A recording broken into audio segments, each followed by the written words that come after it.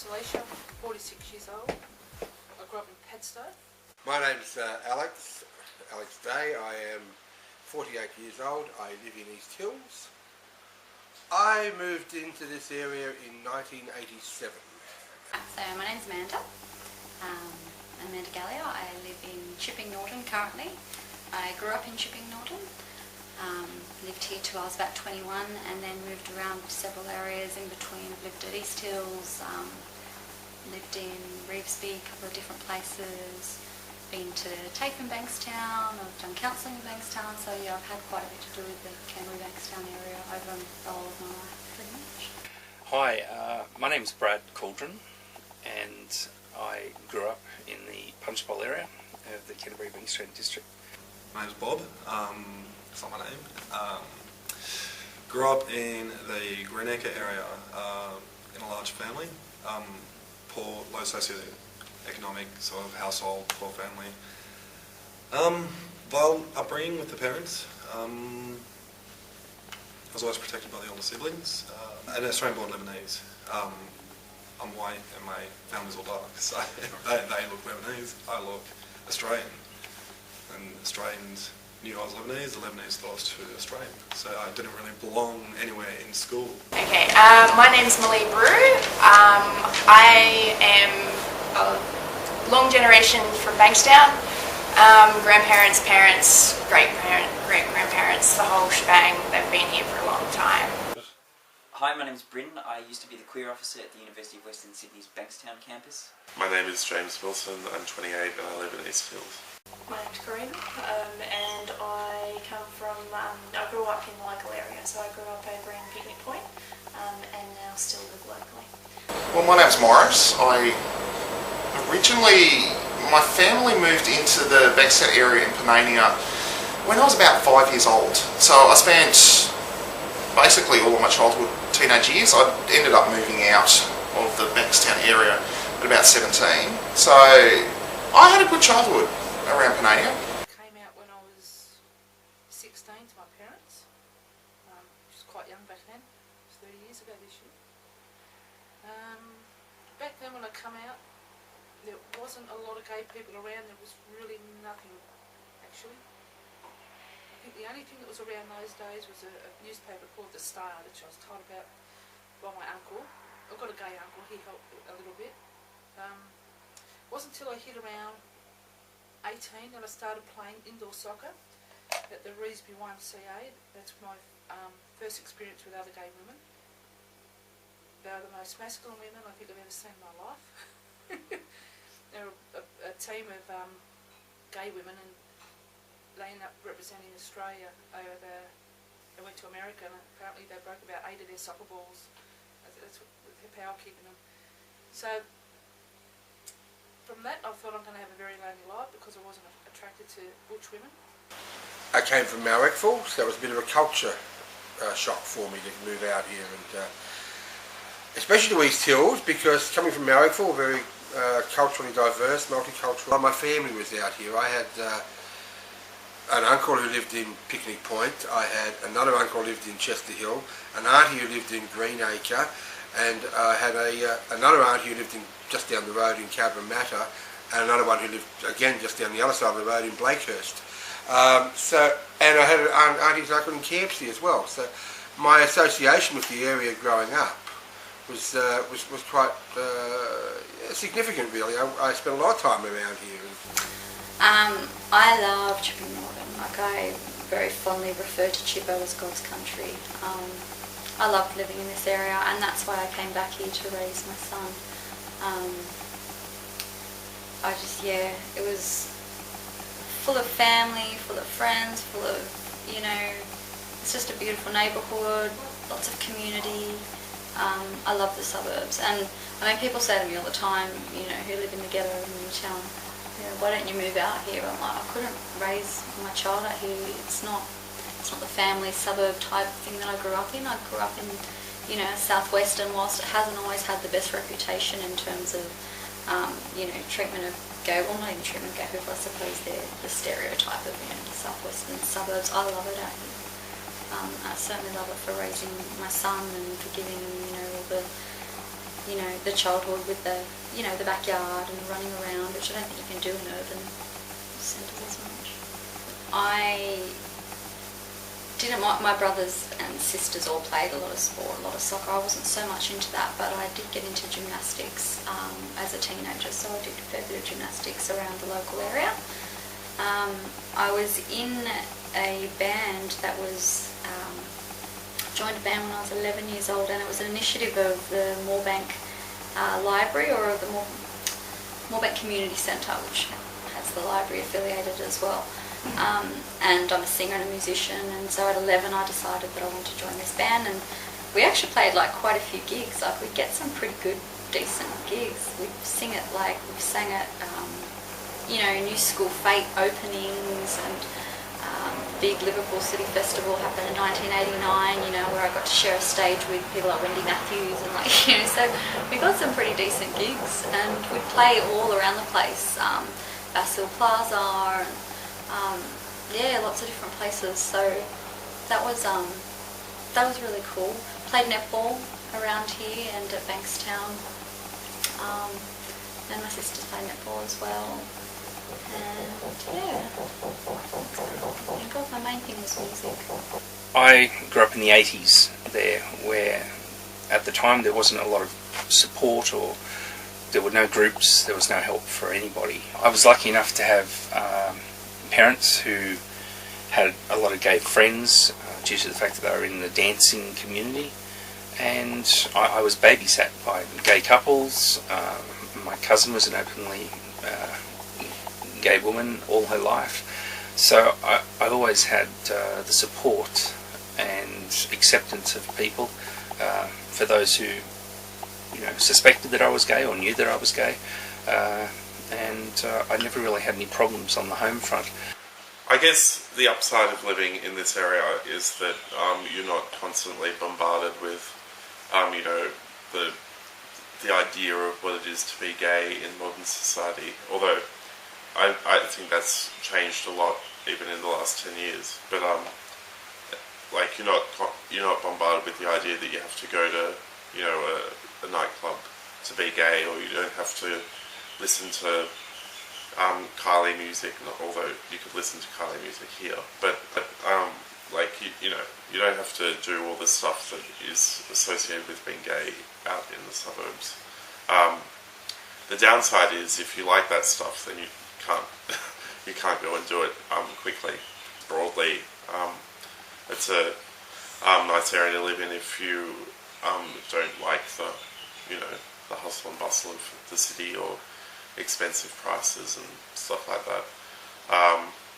The downside is it takes longer to get anywhere, and less variety. About 16 and a half, and it was when I told my uncle I was gay. He helped me a fair bit. He had a couple of gay friends that he introduced me to, got female friends, and one was a little bit helpful, the other one was pretty good. She stayed friends with me for a long time, but what I'd end up doing is I went to Young Gays. That was a place in the city where young gay people under 18 would go to. I went to that one afternoon, caught the train back then. I didn't have a car, and that was a pretty negative experience for me again. I was sort of quiet and shy back then, and I didn't sort of fit in anywhere, and I was always quite feminine, so back then too, you'd go to any gay nightclub and 90% of women were quite butch, very masculine. There wasn't any feminine ones, and the feminine ones were nearly always bisexual. You know, it was sort of, so I was always a little bit on the outer with everybody. Didn't fit in with my own, didn't fit in with the straight people, my straight friends, and it was a shit time. But there was never much really around Bankstown, back apart from as I got older, but there may have been something, but I didn't venture out too much to find it. I ended up sort of settling down with a girl when I was around 21 for a few years, and whenever we would go out, we'd always hit the city. Love the city, nightclubs. I hate the city now, but back then I loved it. Friday, Saturday nights back then at Ruby Reds, and there was another nightclub called the Playground. That was good. And then they opened up another one around the corner, called it CJ's. We'd all head off from Ruby Reds because my cousin was gay, and he'd which I didn't know until a couple of years later. I'd go out with him and his partner and a few of his mates, and we'd head out from Ruby's, we'd go around the corner to Flo's. Do you remember Flo's? Oh, God, we'd have a good time. Like, real lot of fun, you know? And amyl, remember everyone with amyl nitrate? And I remember snorting amyl nitrate one night there, and it was the worst experience I've ever had in my life. I thought my head was going to explode. Horrible shit. I don't know how anyone could use it. I don't know what they're saying. It frightened the crap out of me, but anyway.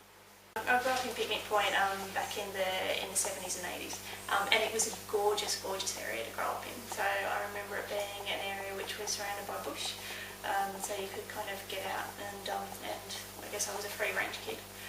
So I got to head out and explore and spend a lot of time outside, which I loved.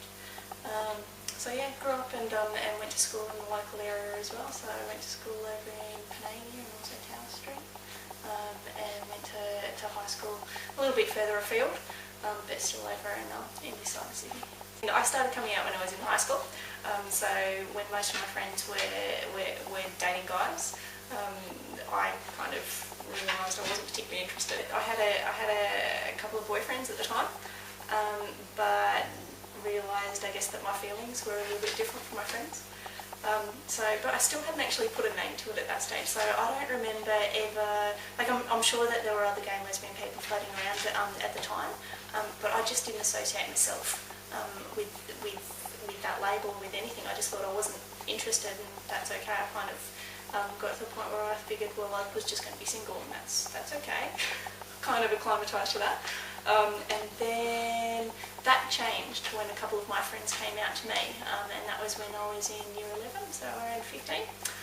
So they came out to me, and I was like, oh, okay, that's cool, not a problem. And then a couple of months later, I realised that I was falling in love with one of them. So that's when I was like, okay, I get where I'm at. So yeah, that was coming out for me. I went to the local schools and the local high schools. I guess my experience of sort of growing up gay in the suburbs is one which was interesting for me, because I was growing up really in the late 90s. Really was after I'd sort of moved out, but even in the early 90s there was already a visible LGBT type community to me, because I was sort of seeking that out, because it was already in the media. There was things like Mardi Gras Parade was already happening. So you would be aware of that, and so you had that idea that was your identity. I think it was still hard though, because you don't necessarily have access to things like a gay nightclub or a visible gay neighbourhood down at Bankstown. I pretty much moved into Panania when I was around 2 and grew up in the local area. I never really had any problems growing up. I was the second eldest of 4 children, 2 sisters, 1 brother, and I was pretty much the tomboy.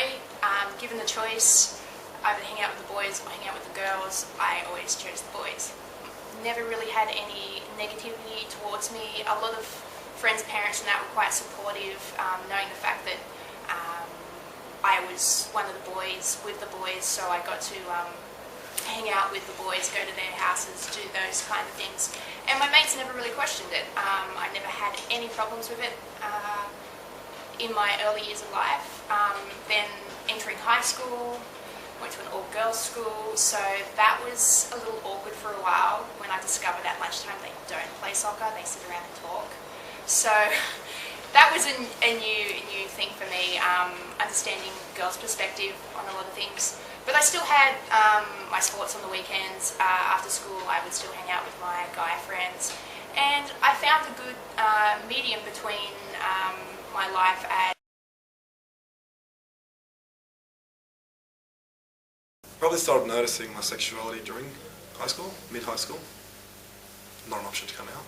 It was never an option. It was too much risk if you came out in a Western school. So it was harsh. I was quite protected because I was my older brother. I was quite dominant in the school, so no one would want to do anything to abuse me. So although a lot of them knew, and although a lot of them did make their snarly jokes, I was never abused because of it. Because I was too scared of my older brother. Well, when I came out when I was 20 years old, and at that time actually, I came out in Pakistan because my parents were working over there. So that's a kind of, I guess, an unusual place to come out, and it's not the place where you can get a lot of support. Although before I came out, I did access the Queensland AIDS Council because I was living up there before I went to see my parents overseas. I attended a social support group there, and they gave heaps of assistance in terms of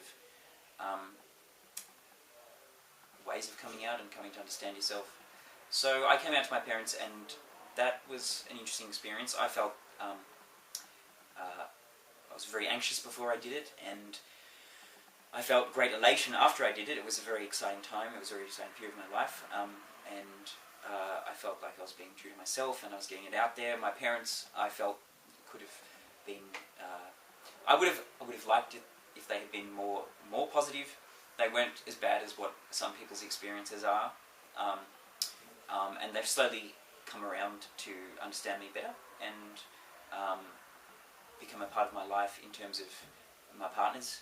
So, while when I first came out, it wasn't necessarily the greatest experience, and it was in a context where there wasn't heaps of social support groups and assistance also for my parents who may, want to access something like PFLAG. That could have been useful, but obviously Pakistan doesn't have PFLAG.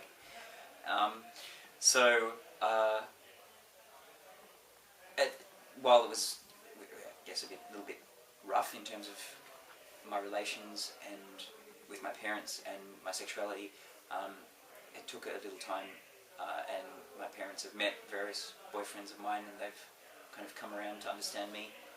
I didn't come out at school, and the friends I had when I did tell Mum and Dad, what I used to do was funny. I was only 17, I'd head off into the city to Ruby Reds, and I'd always take this male friend of mine, Carrie, and this other good friend of mine, Sharon. Neither of them knew I was gay.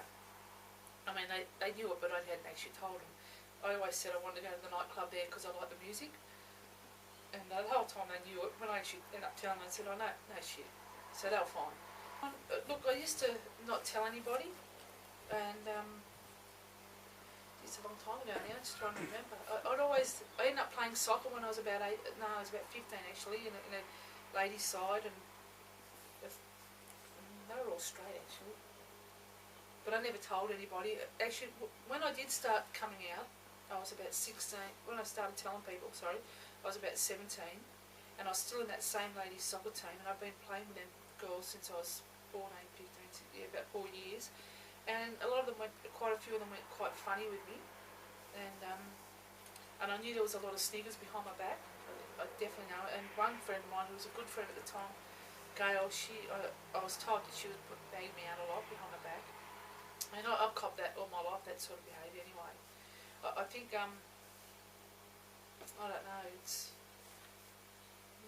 a lot of people, I had problems, even I sort of, at first a lot of people were funny, and then after a while, they'd come back to being normal again. But things like someone you knew really well would have a wedding and all your friends were invited and I wouldn't get invited. Or if I did get invited, it would only just be me but not my partner. Things like that. So it was awkward. Back in '87, Marrickville wasn't trendy, but very inner city attitude and a very multicultural attitude, diversity of the area. And coming out here to what is predominantly white bread and white picket fence suburbia was a bit of a shock for me, and I had to get used to it.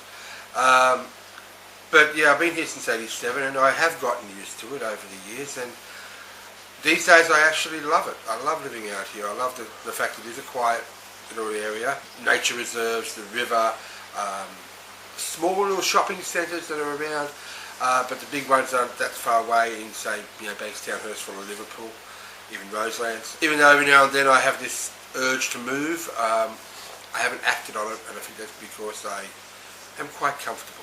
As a 17, 18-year-old, we know to go Oxford Street. You've heard of that. So we go there and we find all these bars to go to, and you hang around those bars and you're thinking, oh, isn't this wonderful? And look, as a teenager it is, even in your early 20s it really is, probably even up to your 30. I used to love the Flinders. That was always one of my favourites. Later on I loved the Imperial and the Newtown, but I used to love the Flinders back then. That was Capriccio's was always good, so was Patches. Patches was good. It was a bit more nightclubby, I suppose. But I always found the Flinders to be very friendly, and the Beresford as well. That was more laid back. But that's more my style. I'm a very laid back type of person. I do prefer an RSL club to a nightclub. That's how I've always been. When I first got here, I came out a couple of years before that.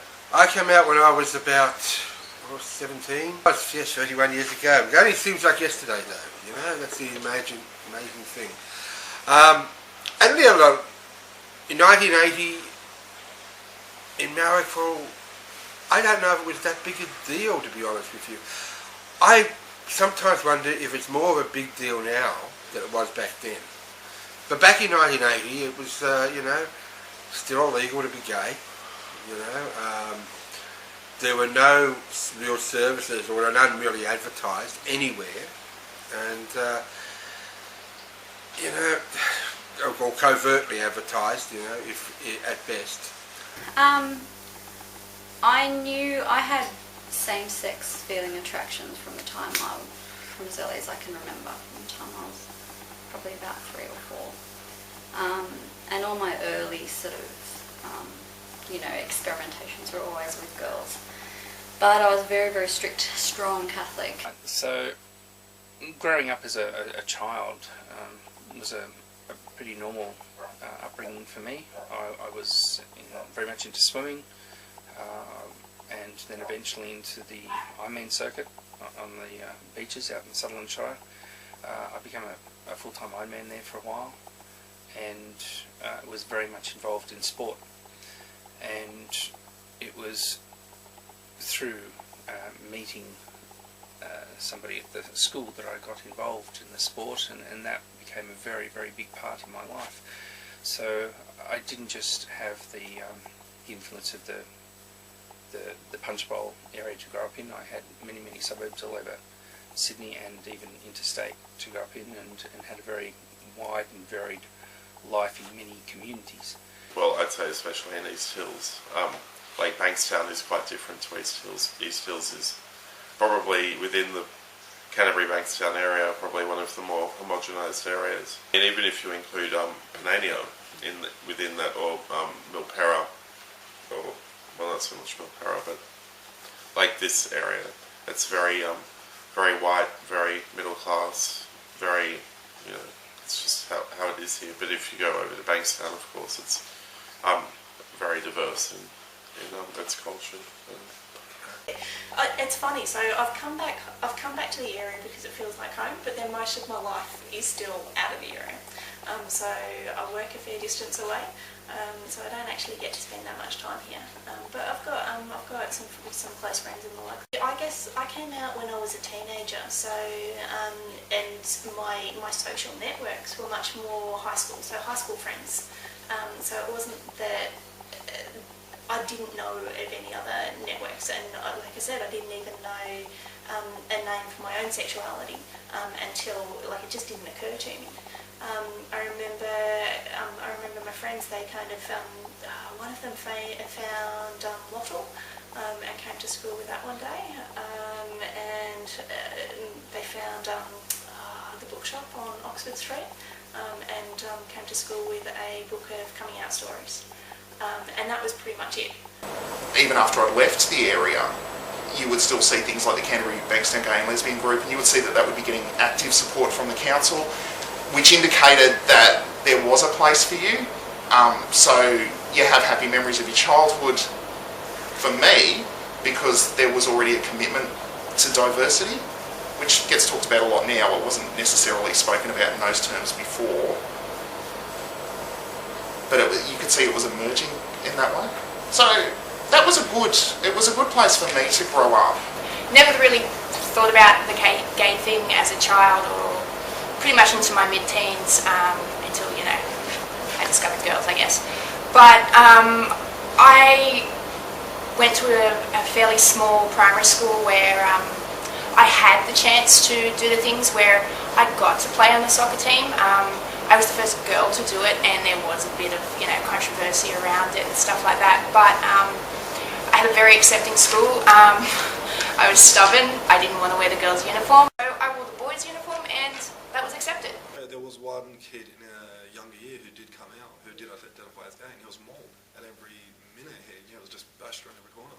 see that, it's like, well, I'm not going to come out and suffer this. It's not what coming out is going to be about. It's a very different experience. Very, very derogative sort of hatred view towards homosexual people in high school. So you always kind of walk around today with that paranoia in the back of your head. Does everyone feel like this? Is this what the society is? Is this what's really going on, but no one's vocalising?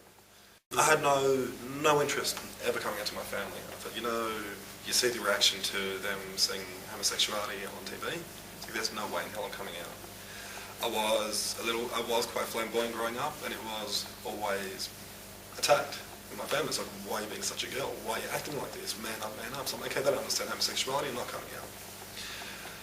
Tried going to uni, first year of high school, lasted 2 years, couldn't do it.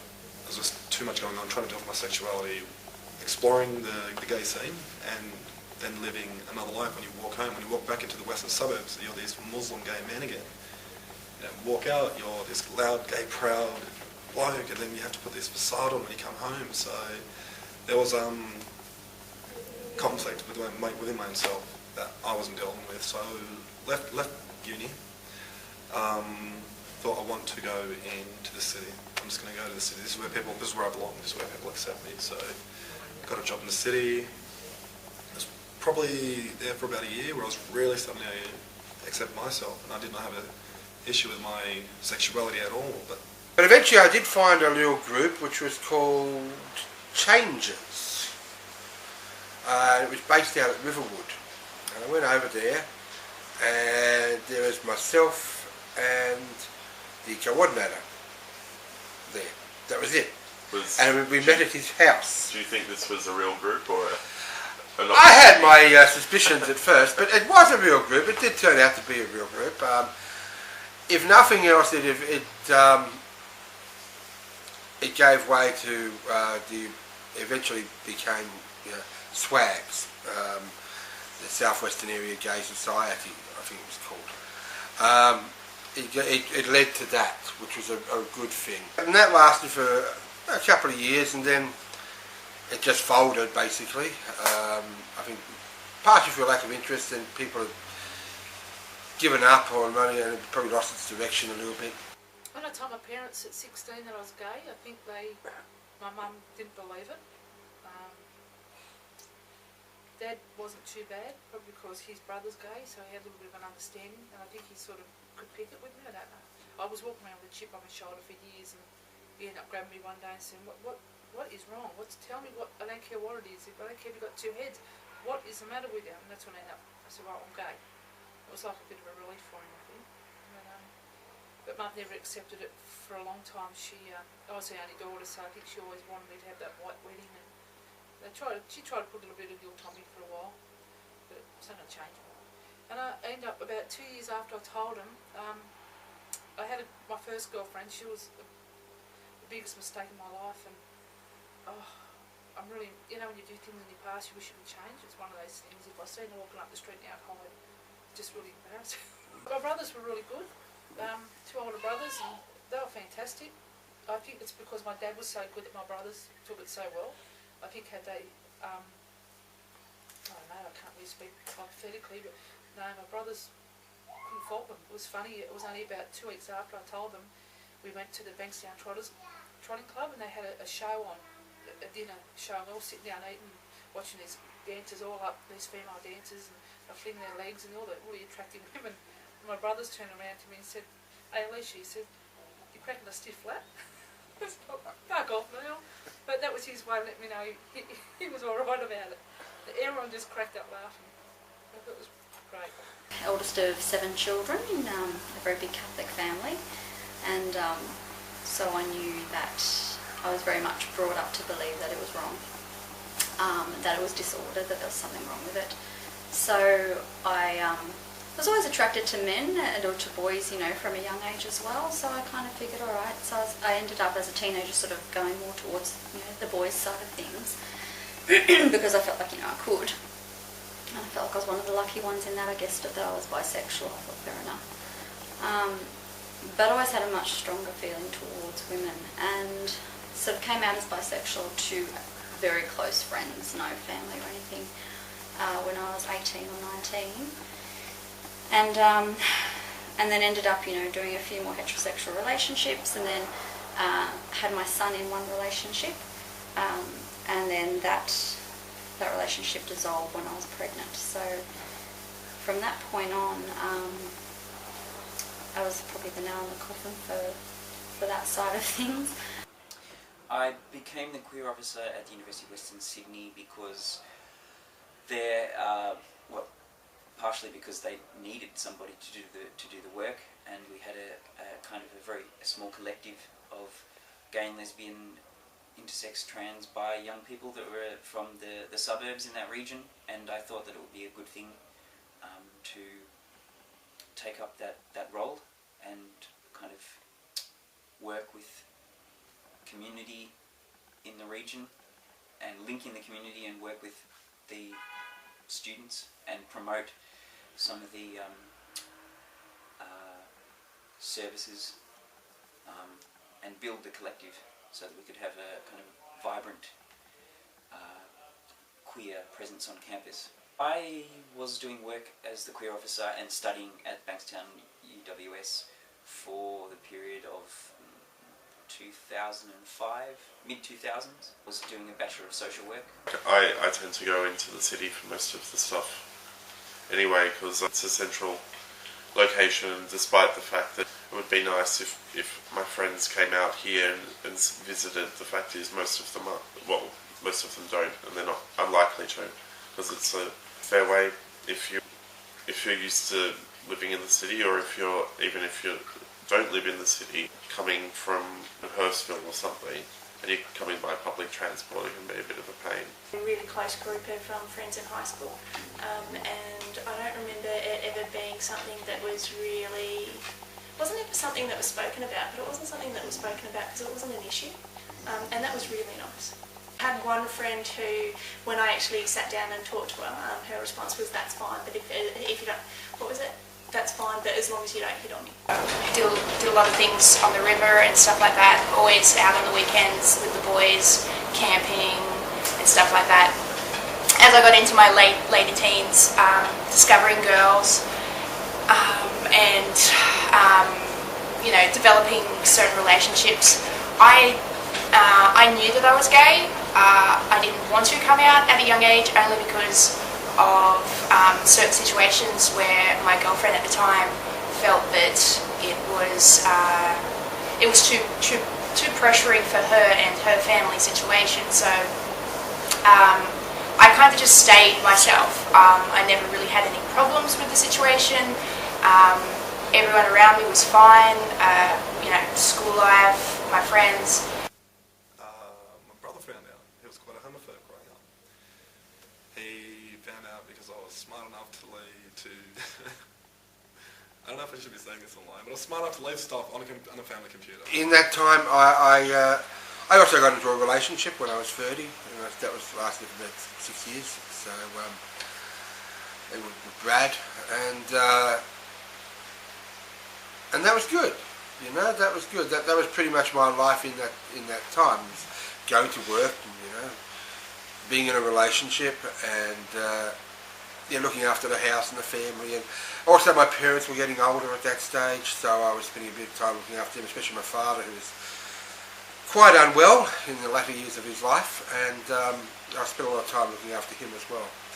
So during that time, whilst there wasn't a lot of gay stuff happening, I did have gay friends in the area that I hung around with. There was a group in Cronulla, and there was a group in Parramatta that I used to go to on a semi-regular basis, especially the Cronulla gay group. I used to go quite regularly. I joined the Australian Labor Party, and I got involved with that, and yeah, I just felt I had to contribute in some way. Now, as somebody else did mention, you know, I don't know if that's really worthwhile, but it was something I wanted to do at the time, and I'm glad I did it. I'm glad I learned from it. You know, whether I totally agree with their policies now is a different matter. But that's every party. I was involved in two political parties in the Bankstown area, the Labor Party and the Greens, and I would recommend to anyone that is thinking about getting in politics, don't at all. Run away. Yeah, I had a few problems when I come over the years. I remember when I was 18, I had a job at Franklin's. I've been working there for a couple of years. And I didn't know, at lunchtime I met my girlfriend out the car, and when she was leaving, we were having lunch in the car, and she gave me a kiss. And I didn't realise there was a couple of guys in the dock watching. And then it just went right around that I was gay, and I didn't know. I didn't know that anyone knew. But all of a sudden this boss I had, she was started being a real nasty bitch to me. And I thought, what the hell, I didn't know what I'd done wrong. And what she'd do every time someone had a birthday, she'd buy them a really nice mug for their birthday. And when it was my birthday, she didn't even say happy birthday. And then by the end of the shift, when it was obvious by other people that it was my birthday, she'd come up and give me this daggy mug.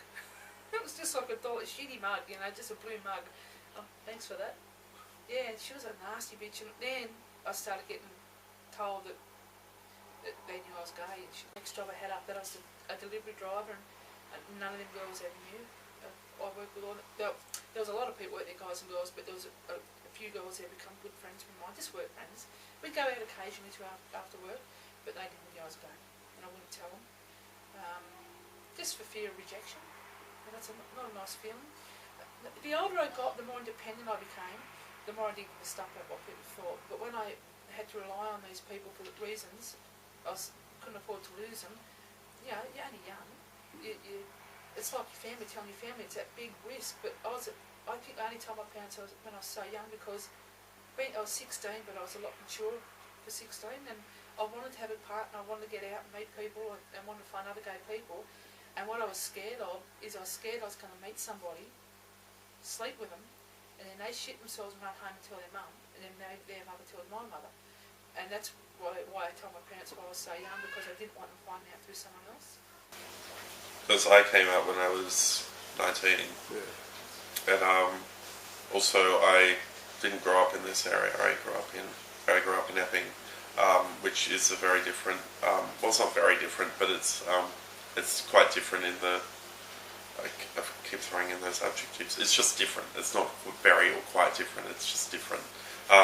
In the mindset of people there is different. Like, I would say that Epping and that area is more conservative than this area is, but having said that, it's conservative in a different way. Like, it's very white over in Epping. Having said that, there's probably one of the largest Chinese and Korean populations in Sydney is in that area as well. But it's conservative in a sort of Christian way.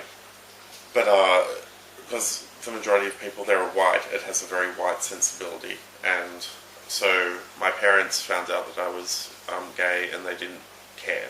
Like, they did care, but I don't know if they cared or didn't care. They hide it reasonably well, but they seem to be fond of not talking about it, which I think fits into that sensibility of that area quite well. When I did come out to my mum, I was 21, because it did take a while, only because my girlfriend at the time had a lot of issues around it with her family. He didn't know how to deal with it, so he turned to one of my sisters. She invited me over for dinner one day and started asking questions about my personal life. I'm like, it's all good. I have a lot of girlfriends because I don't want one girlfriend. This only got all the games you play. And she point blank asked me, "Are you gay?" I'm like, "No, I'm not. Absolutely not." Hour goes by, "Are you gay?" So, and I just stopped and go, "Why are you asking me this? Why are you asking me whether I'm gay or not?" Just like because your brother found your gay porn stash. It's like, what do? How do you deny that? So I turned around and said, "Oh, you know what? It's, yeah, I am. That's it. Yeah, I am. What do you want me to know? What do I do?" She's like, "You do whatever you want." Like, I want no one to know. I want absolutely no one to know. This is between you and I, that's it. She's like, "Okay, I respect that. Leave it at that." Get home the following day, my brother walks in the house. He's like, trying to keep it cool. He goes, "How's work going?" I'm like, "Yeah, it's good." He goes, "Did you go to your sister's house?" I'm like, "Yeah, I did." "Why?" He goes, "Did you speak to her?" I bust out crying. I'm like, okay, this is it. I'm going to get bashed, I'm going to get mauled to the floor because I'm coming out to a Muslim older brother. I figured, you know what, if this is going to happen, I'm not going to let my mother or my younger brother see this. Go out the front, he can do what he wants. So walk out the front, shut the door. He looks at me, he goes, "Did you speak to her?" I'm like, "Yes, I did." He's like, "And what?" I looked at him and said, "I'm a gay man." Longest pause of my entire life before this reaction. I was like, what's going to happen? He just looks at me. He hugs me and said, "How do I protect you from the world?" I was like, it doesn't make sense. Like, I hear what you say about these people. I hear how much you hate them, and here you are hugging me, crying at one point, saying, "How do I protect you from the world?" So that was a lot to deal with. It's like, how do you, because you were expecting one thing to happen, how do you deal with this whole reaction that was so, came from left field? Oh, that still gives me tingles still today when I think about it. Yeah, it just freaks me out. 4 of us decided to start a group, which was basically going to be called the Bankstown Gay Group to start off with. It eventually became the Bankstown and District Gay and Lesbian Society, Bad Gals. There's a lot of people coming from Canterbury. There's also the Bulldogs. Everybody associates Bankstown and Canterbury together, so Canterbury, Bankstown, we came in. And then we stumbled across it. Somebody said, well, we live in the CBD. Some interesting times in those 6 years. We did a hell of a lot in 6 years. We grew from 4 people in a lounge room in suburban Sydney to, at one stage we had over 200 people at a dance in Bankstown Senior Sits. 6.5 years I fell in love with a girl, and I knew that was it. And I'd fallen in love with several girls before, but I'd always sort of managed to blow it off and keep it aside, and kept up with my therapy as I was going to ex-gay therapy, which is a Christian-based type therapy to pray away the gays, they say. And I tried to do that for a good 3 years. Well, actually, I tried to do it my whole life. I had therapy to do it for about 2.5, 3 years. And it just got stronger and stronger and stronger, and it eventually got to the point where it was becoming incredibly detrimental to my mental health to even stay where I was. So I fell in love with Nicole, and then that was that. I came out to my family. I had an intense period of a few months where I was praying and fasting and speaking to every authority in the Catholic Church that I could find to figure out what I was supposed to do, and the answers that I kept getting were that it was time for me to come out, and so I did at the age of 31. I stopped being attracted to men, and then didn't really even notice it for a few years. I was single for 6.5 years, and it was just me and my boy, and I was just raising my son, and I was really happy doing that. I was quite happy to be single for the next 20 years or so while I did that, and then I fell in love. I truly believed, and it says it in the Bible, that a good tree bears good fruit and it can't bear bad fruit. And so I remember thinking, if this really is a bad decision, if this really isn't what I'm supposed to do, it'll show eventually. Everything will fall apart and it won't work, and then I'll know, and then I'll go back to being straight, if that's what's meant to happen. But clearly it didn't. And I knew that my family were not going to be happy about it. I knew they would always support me. I have a very loving and good family, a very Christian family, but they weren't going to support it. So I lost my best friend at the time, also a very strict Christian, couldn't cope with the idea. My ex-gay therapist clearly wasn't very happy about it. He really gave me a hard time. He's since been barred from practicing. Spoke to a lot of the organisations that are supposed to be representative of our community in this regard. We spoke to a lot of the organisations that are supposed to be representative of our community in this regard. None of them wanted to touch it with a 10-foot barge pole. The Gay and Lesbian Rights Lobby didn't want to know about it. ACON didn't want to know about it.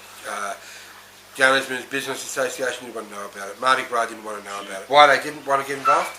Yeah. In fact, it was in 2002, but not long after September 11th, 2001. Probably had something to do with it. My attitude then, as it is now, was that if this had been Fred Nile or George Pell or somebody saying it, we'd be up in arms. To me, it was no different. To me, the discrimination was, and still is, treating somebody differently because of their religion or their race or something else. The fact is that bigotry has no excuse. The culture and religion is never an excuse for bigotry. It never can be, it never should be, and I won't accept it. I decided, and to put it to the members of our organisation, that we needed to do something about it, so we did. We lodged a complaint with UWS. We wrote to a lot of our MPs, and we wrote to a lot of other people. So the support was not forthcoming, but UWS did listen to us, and they were concerned about what had happened.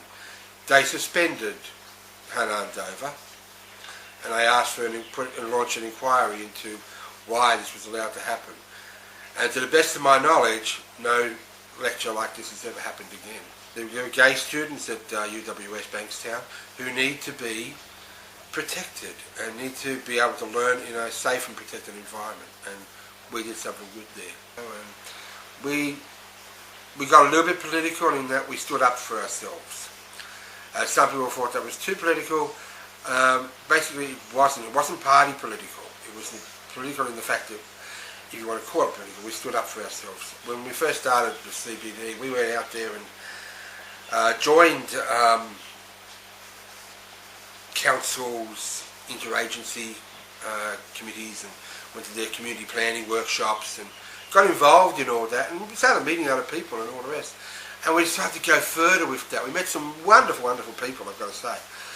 And we decided to go a bit further with that. We saw there was a thing on at UWS in 2002 at Milpera about Islam and homosexuality.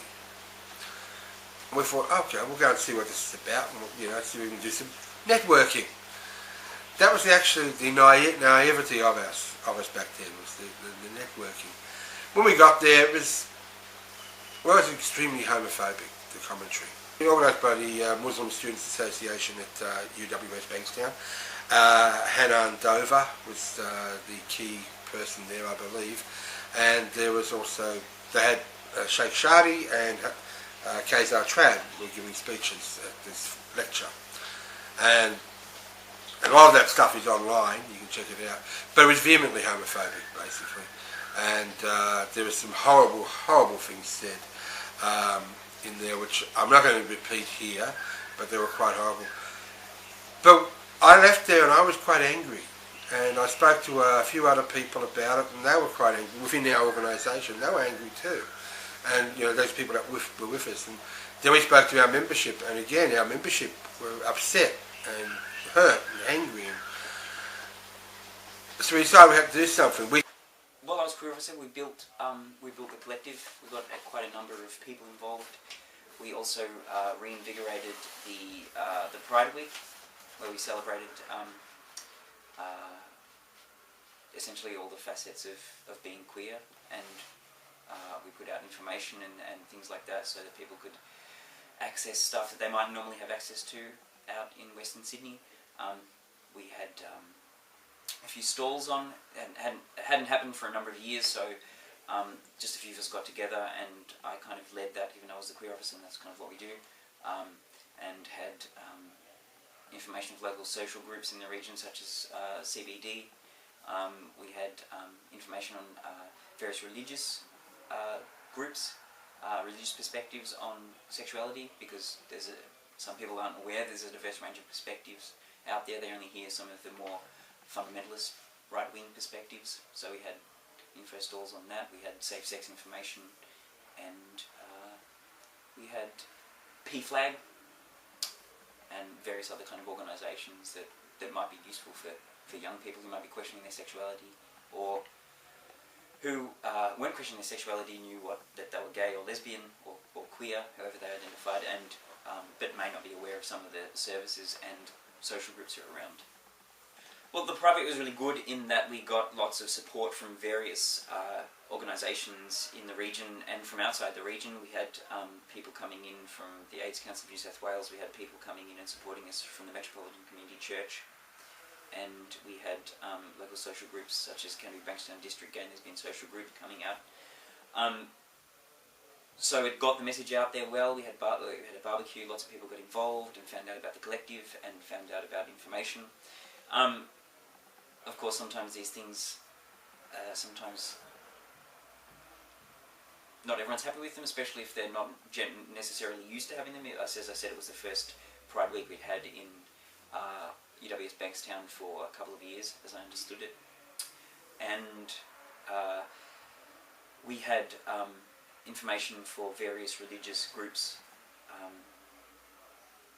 on our religious stall, and one of those groups was from Queer Jihad, an American-based queer Muslim group, and the Muslim Students Association didn't particularly appreciate that because they had some theological differences, and they tried very hard for us to have it, well, they tried very hard to make sure that we had it removed, and it, I guess it became somewhat of a stressful time because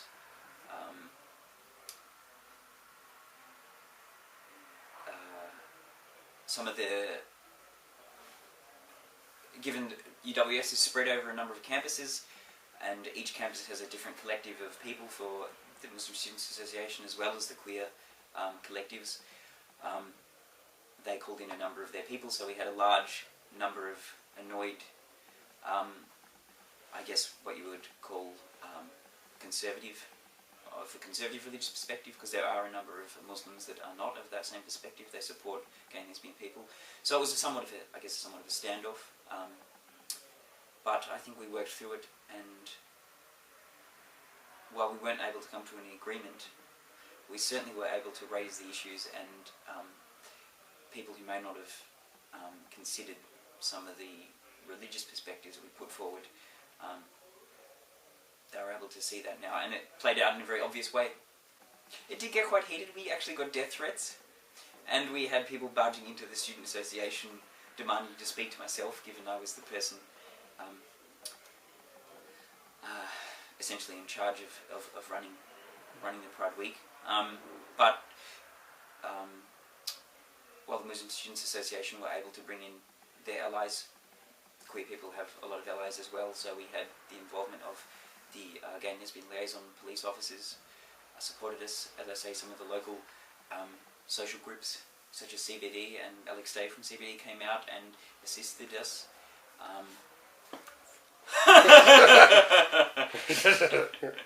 Stand over, tactics almost. Fuck off, you bastard. Who else came out? I think that would have actually, if it wasn't for you, it would have been in tears. Growing up, when I became involved in the church, 1920 area, they sort of like basically tried to beat it out of me, I suppose. Got involved in a church because of somebody that I worked with. That church subsequently got me involved in Exodus Ministries, and they tried to force me to, or tried to cure me from being a gay man.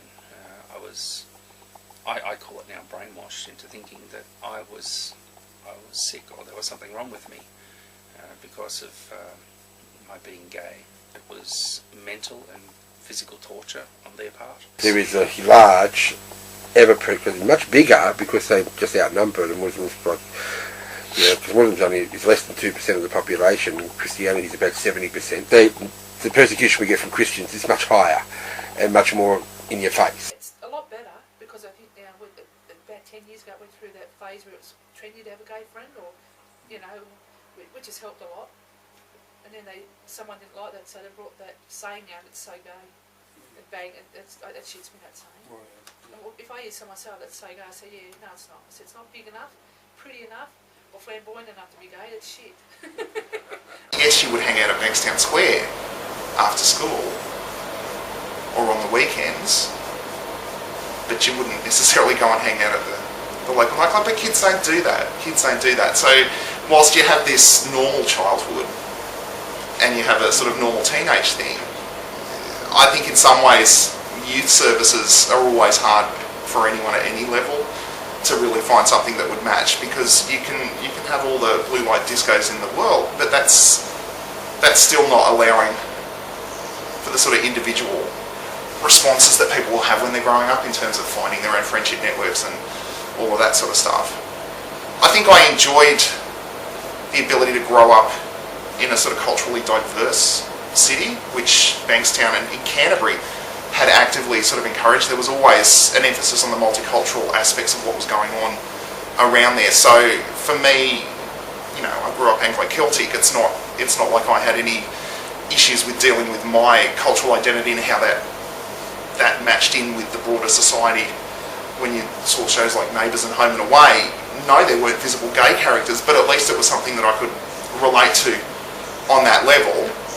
So my way of dealing with being a minority within the actual place I grew up in, I think, was a lot easier because you did have the diversity in terms of people from different backgrounds, and you were meeting with them.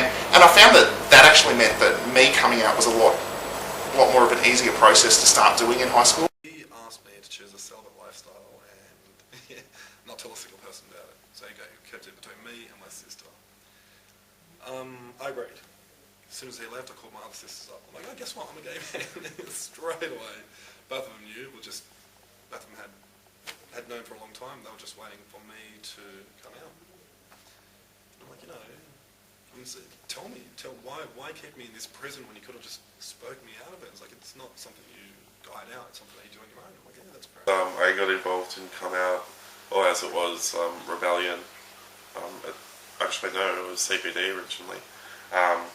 Through a friend, Bernard, who invited me along to the CBD youth thing at what's it called? The youth centre in Bankstown. Only me, Bernard, and the Morgan turned up to that, so it wasn't a great first impression. But I went to a couple of Rebellion dances after that, and the turnout for those were much better. I was in two short films for Come Out. One was called Small Breasts, which was filmed in this very kitchen, and the other one was called Backyards, which was filmed down the road at Milperra. I moved out of the area when I went and started studying. So I moved close to uni and started becoming active in the gay and lesbian scene through uni. So in the various groups that were on campus, and also heading out and checking out Oxford Street as you do. So I came out to them when I was 18, and they were actually quite surprised. So I remember sitting down and talking to them, saying, "Look, I want to," like over the phone, talking to them and saying, "I want to. There's something I need to talk to you about." And they were curious, but I was like, "No, let's have dinner, let's chat." And when I came out to them, they were somewhat stunned, but and kind of came up with this story about how there's a guy and a girl and they come together and they make a whole, and okay, that's fine.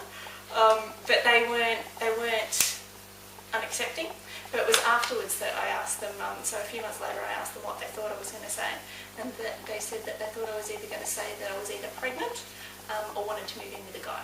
So where I thought they had an idea of where I was coming from, evidently no, it was a pretty big surprise to them. So parents, I didn't come out to them for another couple of years. So at the time I made the decision not to come out to them until I was an adult and out of home. And that's not because I thought that they'd have issues. I wasn't sure either way, if that makes sense. But more, it just felt like if it was going to be something difficult, I'd prefer to be out of home doing it. I never felt excluded. Yes, there's always homophobic things said, but there's also sexist and racist things that are said in the playground, and bullying is a big problem. And you can look at statistics for gay and lesbian youth, and transgendered, anyone who's growing up with gender identity issues, they're going to have problems. My experience wasn't necessarily that I felt more isolated or depressed. Again, that's my background. My parents weren't particularly religious. They didn't have any problems. They had a social circle that had included gays and lesbians as well. So it wasn't anything that I had to struggle with. And I think in terms of looking at the next couple of generations, we've got people who are able to access things through the internet in terms of social networking sites where people can actually meet up, I think, a lot younger. And that probably scares more conservative people in terms of what about the children? But I think that sort of space is something that I think local government should also look to see how they're relating to, because it's happening now. And how do you make people really love the city that they're living in? And the city of Bankstown and the city of Canterbury as well, I never felt unwelcome. Came the time to come out in the area, I did not lose anyone. My family was very supportive, to the point where my mother was almost pushing me out the door to go meet other gay people. She wanted me to have the opportunities to adjust into a life where I still had my straight friends and I still had my guy friends, but I still could find other people in my life that I could relate to. But when I did choose to come out, my mother, you know, kind of set me on a path to meet other locals in the area who were gay. And I developed very good relationships with a lot of people from CBD. It was very helpful for me.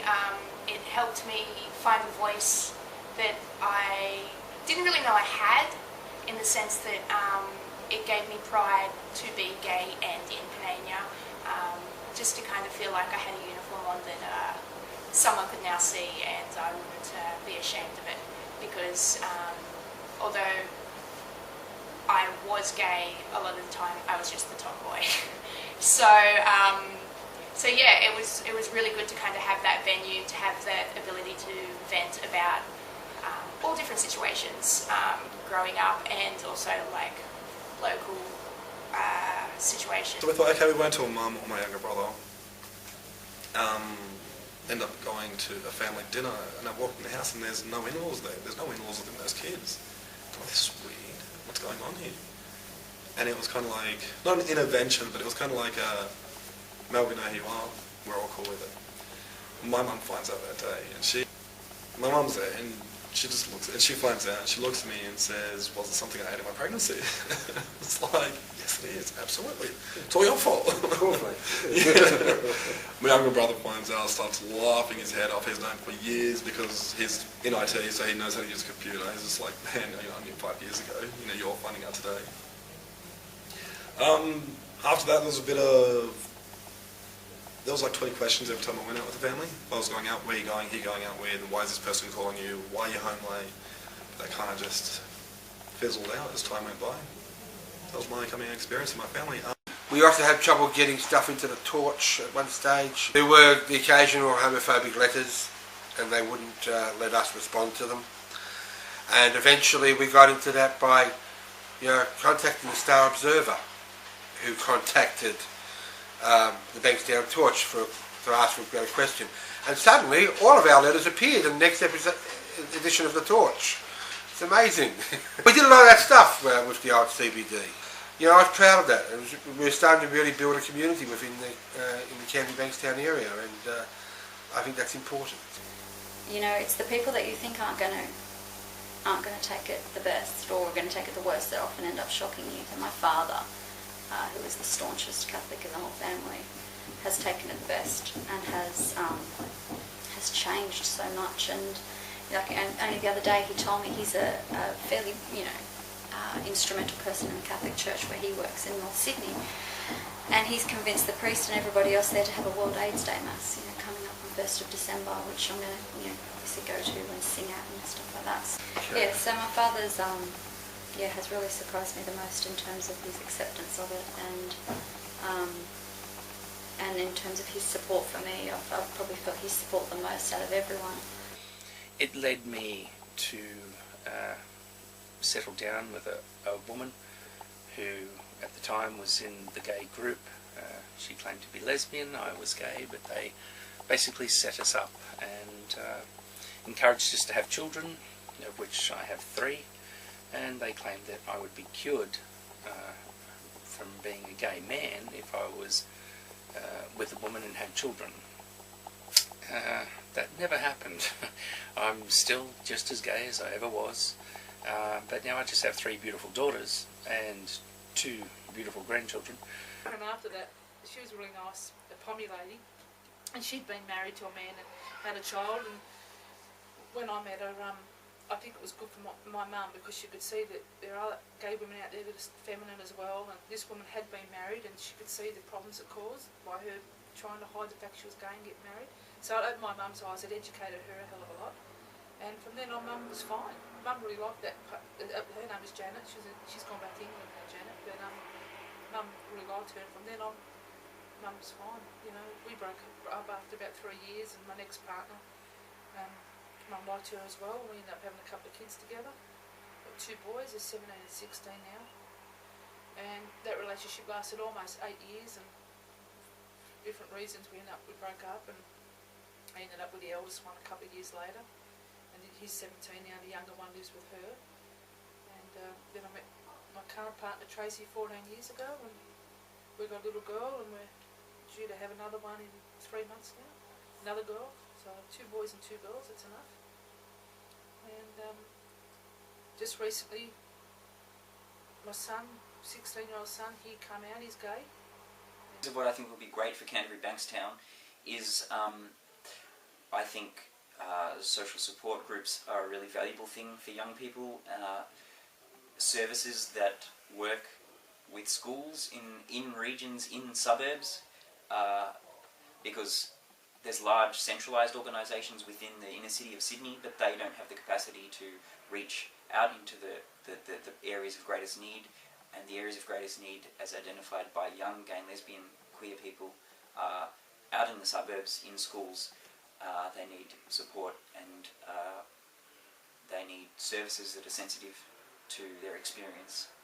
So I think it would be great to see more local area services supported by bodies in the suburbs. From an East Hills perspective, it would be great if there were actually shops in the East Hills shops. Not that I'm advocating strongly for pro small business, but it doesn't look particularly great. Like the suburb is kind of dead. There's nothing going on here except for the pub and the RSL, and that's about it. And if you're not into throwing your money away down pokies or getting absolutely pissed, then there's not much in East Hills to do. Which could be the same. I mean, that could also be said for Panania, and it could also be said really for Bankstown.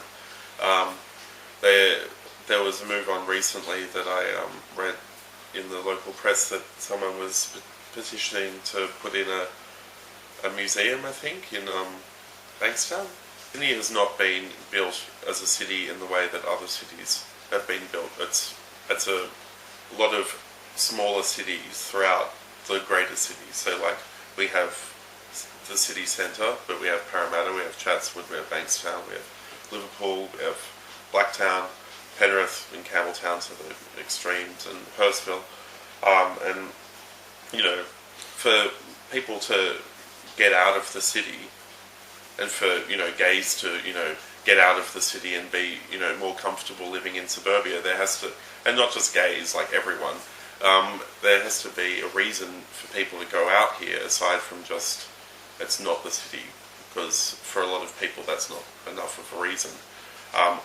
Similarly, in housing prices and stuff is much more of a motivator to move out of the city. But even then, if you're gay, or you are, especially if you're not just gay, like I mean, if you describe yourself as transsexual, or you know, you're one of the more, you know, less mainstream minorities or whatever, then you need a strong reason to leave the city. And without culture in these mini cities within the Greater Sydney region, there's less reason to do so, I think. So what I would hope for Bankstown, and indeed for all of these smaller cities, is you know, more culture events, I guess, like more museums, more you know, I get that we already have libraries, but more funding for libraries, and better facilities, and you know, more like big productions for plays and stuff, which don't just happen in Parramatta Riverside, if they do happen there at all, but you know, maybe they could come to Bankstown, or maybe they could go to Blacktown, because I find that I mean, this is a big brushstroke, broad brushstroke, but the more cultured an area is, the more accepting people are of difference. So that's what I hope for. I love the bush around the local area. I love the fact that it's so close to the city. You can actually head out there. You can head into the city, but you come home and you're surrounded by green. And I love the suburbs. And it's close to family, which was really, really important to me. So when I was looking for somewhere to actually to stay longer term, this area still felt like home. So I came home.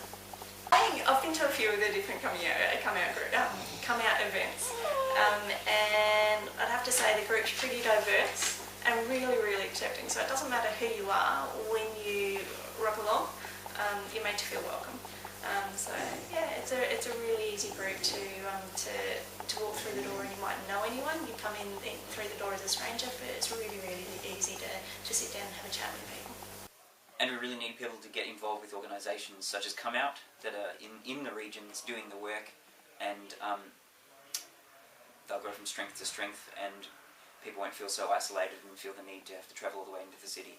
And especially for young people, sometimes having to travel into the city is a big obstacle to being able to express yourself and find other people like you. Now I'm living in Sydney, and I have access to many services, and I'm connected into the gay and lesbian community quite well. In fact, I've worked as a provider of services to young people, and in the suburbs in southeastern Sydney. And from what I can tell, young people's experiences in the suburbs and in high schools are getting better. There's still lots of challenges going on, but there's more impetus and there's more voice, and things like the internet and social media have been able to empower young people to really take on homophobia within high schools and take it to their teachers and take it to their principals and take it to the media, which is really great, because in the past obviously young people often had to suffer on their own. So I think the power shift has changed, and largely to the internet and social media, so I think that's a really, really positive thing. To young people who may be considering coming out or having concerns about their sexuality, I would say that lots of people have gone through it, and when we follow and be true to ourselves and be open to other people, I think there can be some rough times, but we generally you'll meet some really great people, and you'll have a far more exciting and fulfilling life if you be true to yourself. And I think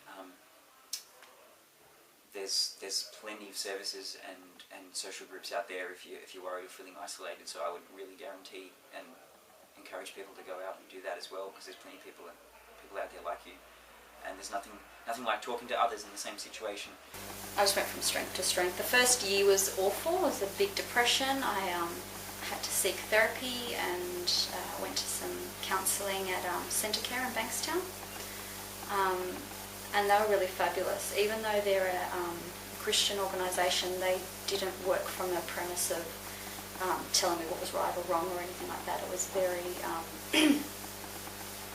very needs-based and very personalised, and there was no judgment or anything like that from them. So that was really great, and just helped me to separate sort of myself from my belief system and my family and their belief system, and that kind of thing, and that really worked well for me. So the first year was the hardest. I learnt a lot. I read every self-help book known to man. I'm good friends with Wayne Dyer and Louise Hay and a whole bunch of other self-help gurus, Dr. Phil.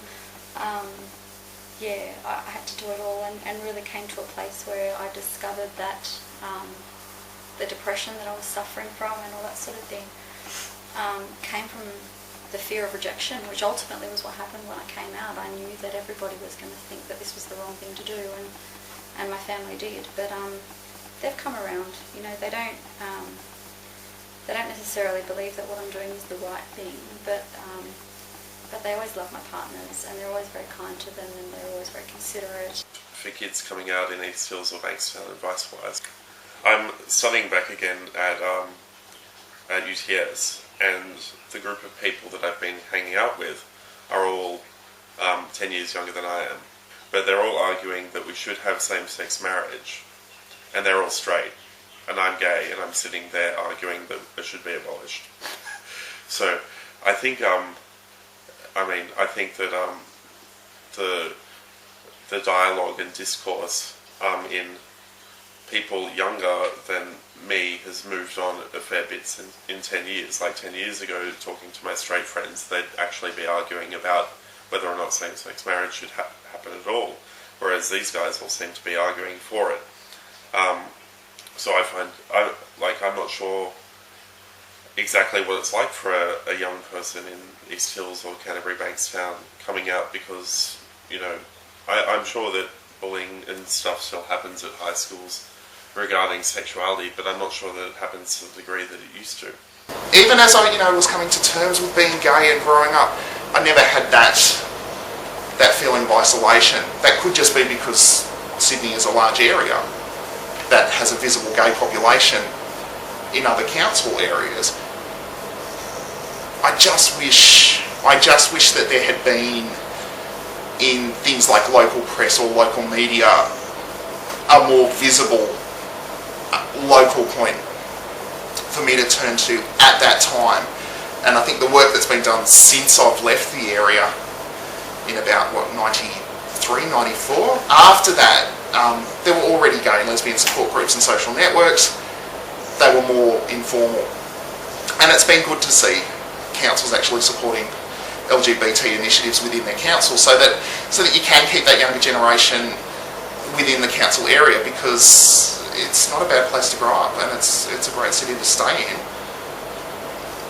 I wouldn't necessarily have felt that I had to go to live in more of a gay ghetto area, which was really, well, it was my generation type thing to live there. I don't think we're necessarily seeing this generation of youth growing up wanting to go and live in Darlinghurst, for example, or hang around in Newtown just because that's where visible gays and lesbians are. So pop culture's changed, a lot of things have changed since my childhood, but I was lucky to be growing up in the time that I did, because I could already see that the foundations were there for diversity, and we're starting to see the fruits of it now. Regardless of age, if you want to come out, I can understand people being really apprehensive about it, but you're wasting your life by living your life to please somebody else. You know, the person that what you're worried about, at the end of the day, are they going to be worried about you if you're broke or if you can't pay your bills? You know, that's what I've learned for me, it's I used to always worry about what other people thought of me, and sometimes I still do, and that's just part of my personality. But now I think, you know what, if I drop dead tomorrow, are they going to help out with the funeral costs? Are they going to care about Trace? If I got sick tomorrow, are they going to be here to help me vacuum my floor? No, they're not. So they don't give us stuff about what I do any other day of the week. What right have they got to give us stuff about who I choose to live my life and how I choose to live my life, as long as it's not affecting them? I can understand people being apprehensive with family, because especially when you're young and you've got no one else at the time, you're scared of losing your family, you know, and you've got no one. Where do you go? You live on the street, what do you do? Especially for young people that have got family that are very religious, and I think religion's a terrible thing. I think it causes so much heartache and confusion, and it's just blackmail, you know. I don't know, that people used to use Santa Claus as a threat, or God will punish you and shit like that. You just got to live your life and try and be as happy as you can. Come out when you're ready, don't force it. I think if you need to, try and go to gay places and get a good circle of friends, so you've got someone that can support you when you do decide to come out, the people that don't know you're gay. I think that's just the best bet. That's the safety net, I suppose. There's someone there. Because I done it totally on my own, and it was scary. And if my parents had said get out, I was rat shit. I had nobody. You know, so I took a big gamble. I had my uncle, but that would have been. But he was good in a lot of ways. He was a bit of a bugger as well, but he was good. Yeah, I just think if you're gay, don't waste your life being something you're not to keep other people happy, because they're going to live their lives how they want to, and that means your family. You know, people worry about their parents. Your parents are still going to do what they want to do, and you just got to go for it. If coming out means that you lose your house where you're living, like if your parents aren't agreeing with it, or you lose, university funding, if there's something that's going to, affect your career or your lifestyle right now, then keep it to yourself, but try and find ways to make yourself happy. But at the end of the day, it's your decision. But just be aware that, you know, there is going to be situations where people may backlash, but try and stay true to yourself as much as you can. The older I'm getting, the more I do that. The more I can't keep my mouth shut. Yeah. I am out. I am an out gay proud man. I just protect my family's identity. They are heavily involved in the community, so for them I try kind of hide behind a shadow. But otherwise, especially in this uni, you hear some derogative stuff about homosexuals. So it's a complete fight. One thing I've learnt in my life, my very extensive sort of experience that I've had in my life, is that you have to be true to yourself, and what is true for you is not necessarily true for another person. So always be true to yourself, whatever that is, whether it's your faith, your sexuality. It's important that you stay true to that and that you really work out what that is and what that means for you, and not just what it means for your family or for your community, but what it means for you. And also to expect the best. Like, if you expect that people are going to reject you, then you'll find that they will. I started to take a mental shift about a year after I came out of expecting that people would accept that it was okay that I was a lesbian, and I haven't had a problem since. I regularly walk around Liverpool, Bankstown, all those areas holding my partner's hand. I've never once had a bad comment. I've never once had anybody look at me, you know, in a negative way. I feel like I radiate love, and I expect people to radiate love back to me, and because of that expectation I do. So I think my advice to people coming out is be true to yourself, expect the best, think positive, and everything will work out. Whatever age you are in life, it's important to be yourself, and if being yourself means that you love women or that you love men, it doesn't matter. It's important to be true to who you are, regardless of your age. And there's always going to be people that you can meet, and there's always going to be people that you can socialise with. There's always going to be support networks. It's just a matter of finding them. But yeah, be yourself. So these days, as an adult, life is very different for me. I've had a 6-year-long relationship with a same-sex partner. We've recently broken up, but we've both learned something out of that relationship which we'll take on to another relationship, I'm sure. I accept myself, and I accept my lifestyle, and I'm happy in who I am now. I don't have the worries that I used to have before. I'm not fearful anymore of being out or being a gay man. I have a very happy, fulfilling life. My daughters have totally accepted my sexuality, supported me, and even the first 2 years that I marched in Mardi Gras with my partner, they were quite proud and told everybody at their school that their dad was marching in Mardi Gras and to watch him on TV. What I'd like to see in Bankstown area, in the Canterbury Bankstown area, is for this group to grow, coming up to grow, and for people to take on challenges and take on projects. And you know, I've heard a lot of people saying to me that, oh, we haven't got this and we haven't got that, we haven't got something else. Well, you know, I say to you, be the change that you want to see. You know, if you want that thing to happen, you have to make it happen. It starts with you. Enjoy your life, is basically it. Do what you feel is right. You know, I heard something the other day, I read something the other day on Facebook or somewhere, and it's, you know, always stand up for what you believe in, even if you're standing alone. And I really have tried to live my life that way. You know, sometimes I get into trouble for it, but I don't mind. You know, if you're going to get into trouble, make sure it's for doing something. That's been my philosophy all through life. If you're going to get into trouble, make sure it's for doing something, because you get equally good trouble, as much trouble, if not more, for doing nothing. You know, quite often, you know, you say, well, I didn't do anything. Well, that's your problem.